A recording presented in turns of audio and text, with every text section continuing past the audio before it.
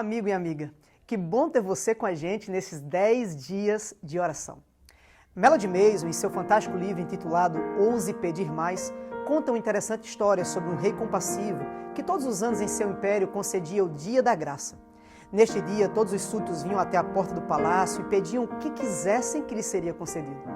As pessoas geralmente eram muito pobres e seus pedidos quase todos se resumiam a um prato de comida, algumas peças de roupa ou até mesmo grãos para a plantação. Até que um dia, algo inesperado aconteceu. Ao se dirigir ao servo do rei, que estava na porta do palácio, certo homem fez o seguinte pedido da seguinte forma: eu quero pedir metade da riqueza do rei. Além disso, eu desejo ter quartos no palácio e quero comer na mesa do rei todos os dias. Assustado, o servo do rei disse que aquilo era impossível e que ele deveria pedir o que todos os outros estavam pedindo. Então, uma confusão se formou na porta do palácio até que o rei apareceu. Após se inteirar de toda a situação e de pensar por alguns minutos, o rei falou: pedido concedido. Assustado, o servo do rei disse: mas rei, o senhor nem conhece esse homem, como pode dar para ele metade da sua riqueza? O rei então responde àquele homem com as seguintes palavras: este homem é o primeiro que realmente me fez sentir como o rei que eu sou, pois só eu posso atender um pedido como esse. Roupas, comida, grãos, qualquer um pode dar, mas o que esse homem pediu, somente um rei pode dar. E como ele foi o único que me fez sentir rei de verdade, o pedido está concedido. Essa interessante história nos faz meditar um pouco sobre nosso relacionamento com o nosso rei, o nosso Deus. Deus é como um rei disposto a nos conceder coisas grandiosas. Efésios 3:20, por exemplo, diz que Deus é poderoso para fazer infinitamente mais do que pedimos ou pensamos. Pense um pouco sobre isso agora. Você serve ao ser mais poderoso do universo. Ellen White declara: o poder à disposição de Deus é ilimitado. No livro de Jó, capítulo 9, versículo 4, está escrito: a sua sabedoria é profunda, o seu poder é imenso. Nós não podemos limitar o poder do nosso Deus. O nosso Deus é o Senhor do universo, todo-poderoso, Senhor dos exércitos. Se realmente nos dessemos conta de como Deus é grande, nós teríamos muito mais para avançar em sua obra. Teríamos mais fé ao orar. O problema é que somos satisfeitos e ficamos satisfeitos com o que temos. Nos contentamos com um estudo superficial da Bíblia, nós também nos contentamos com uma devoção fraca, nos contentamos com orações superficiais. Nós temos um rei querendo nos dar grandes bênçãos, mas pedimos a ele apenas o que qualquer um pode dar.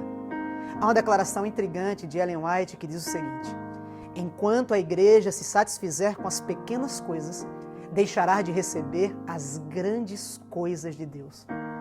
Será que nós não estamos perdendo as grandes coisas de Deus porque estamos satisfeitos com as migalhas? Mas agora surge uma grande questão: como obter esse poder? Em toda a Bíblia, apenas um método é apresentado.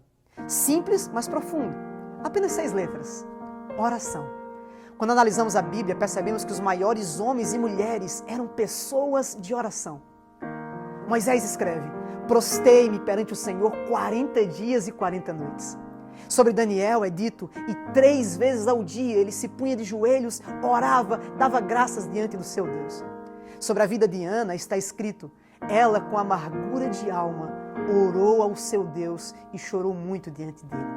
Ainda sobre Pedro, o relato diz: enquanto estavam a caminho perto da cidade, Pedro subiu ao terraço para orar. Talvez você pense: mas eu não sei como orar, eu nem sei mesmo o que dizer.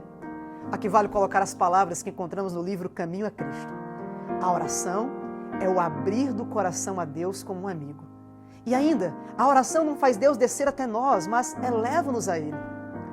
Faça de Deus o seu melhor amigo. Converse com Ele, fale de suas alegrias e provações. Ele sempre estará disposto a te ouvir.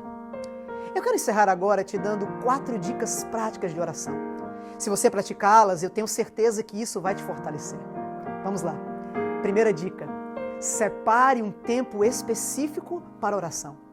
É claro que a Bíblia incentiva você a orar em qualquer momento do dia. Paulo diz para nós: orai sem cessar, para enfatizar que eu posso passar o dia todo conectado com meu Deus.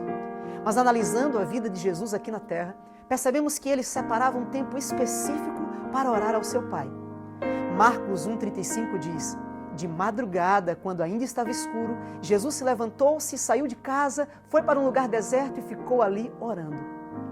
Jesus separava sempre o primeiro momento do seu dia para passar em oração com seu Pai. Deixe-me te fazer uma pergunta simples. Você tem separado tempo para Deus? Satanás deseja roubar o seu tempo. Uma pesquisa recente mostra que o brasileiro passa em média 6 horas por dia utilizando a internet. E dessas 6 horas, 3 horas nas redes sociais. Outras pesquisas recentes mostram que os cristãos passam em média 3 minutos em oração.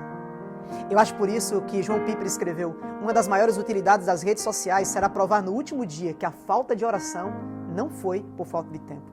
Charles Spurgeon também disse: às vezes nos achamos ocupados demais para orar. Este é um grande erro, pois orar economiza tempo. Considere tempo para Deus. Ele é prioridade. Há ocasiões que teremos que desligar o telefone. Você tem que dizer: Deus, esse tempo é só seu, sem nenhuma pressa. Segunda dica: tenha um lugar específico para orar. Lucas 5,16 diz sobre Jesus: ele se retirava para lugares desertos e ali ele orava. Jesus passava boa parte do seu tempo com os discípulos, as multidões, mas para falar com seu Pai, ele tinha um lugar especial. Tenha você também o seu cantinho de oração, o lugar que você vai se encontrar com Deus. Terceira dica: aprenda a fazer orações específicas. Ao invés de orar pedindo perdão por todos os seus pecados, que tal declarar diante de Deus quais são as áreas de sua vida que você precisa melhorar? Ao invés de pedir para Deus abençoar toda a sua família e amigos, que tal dizer os nomes deles? Ou ter, quem sabe, um caderninho de oração em que cada dia você apresenta alguns daqueles nomes diante do seu Deus. Ore de forma específica por seu esposo, seus filhos, seus irmãos. E quando você ora de forma específica, as suas orações se unem com as de Jesus. Quarta e última dica: tenha grupos de oração. Jesus tinha 12 discípulos, mas nos momentos mais críticos de seu ministério, ele tinha 3 amigos mais próximos: Pedro, Tiago e João. Ele levava eles 3 para lhe apoiarem nos momentos mais difíceis de sua vida. Estamos em um grande conflito. Una-se em oração com amigos, familiares e membros da nossa comunidade. Muitas vezes, amigos, nós nos esquecemos que temos um Deus todo-poderoso. Muitas vezes vivemos nossas vidas como se não tivéssemos alguém que pode nos socorrer. Lembre-se, você serve ao Todo-Poderoso Senhor. É certo que muitas vezes em nossa vida é difícil. A nossa fé fica bem pequenininha. Esquecemos da grandeza do nosso Deus e desanimamos. Talvez você esteja passando por isso agora. Talvez dúvidas e incertezas estejam em seu coração. Mas eu quero encerrar com as palavras de Corrie ten Boom. Ela escreveu: não tenha medo de confiar um futuro desconhecido a um Deus que é conhecido. Apenas confie e você sentirá Deus agindo em sua vida. Eu quero nesse momento orar por você. Vamos orar?